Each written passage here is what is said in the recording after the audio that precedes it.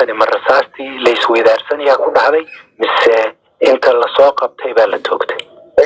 horta in badan maxaa ku dhacdaa taariikh ay jirtaa inta ugu badan dadka beeraleyda say leeyihiin dadkani caadi loo dilay leeyihiin oo aragti ah annagu maxaa waqti ballaaran oo kulweyn macnaha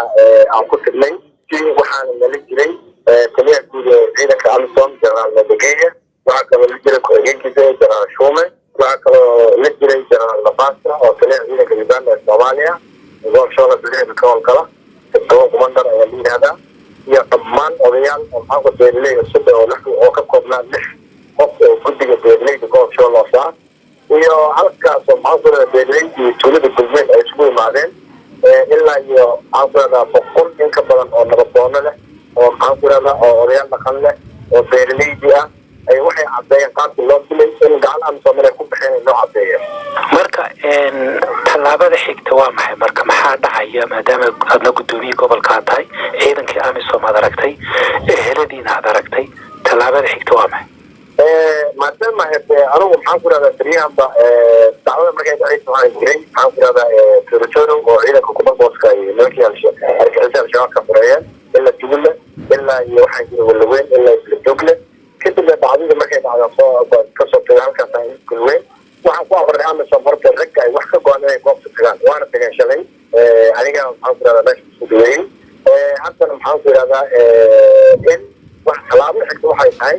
waa in horta dadka dhibkaa geystay saraakiisha ama ciidanka oo maxaan ku dhahdaa dilkaas ka dambeeyey oo raggaas muwaadiniinta oo beeraleyda ah oo shacabka ay gacantooda ku baxeen waa in horta sharciga lasoo istaajiya tallaabada xigtana maxaan ku dhahdaa waa in dadkaas maxaan ku dhahdaa wax alla wixii xaquuq ay leeyihiin eheladooda iyo qaraabadooda waa in amisom maxaan ku dhahdaa ay qaataan mas-uuliyiinta guddoomiyahan ma xaqiijisay dhammaan 7 qof inay rayid yihiin waa xaqiijiyey 7 qof inay rayid yihiin waa xaqiijiyey magacyadooda waxaa la kala yidhaahdaa 7dooda cumar xasan warsame cumar ganey cabdullaahi cabdulle hilowle maxamed cusmaan cali sidow maxamed yunis حاجو نور عبد الرحمن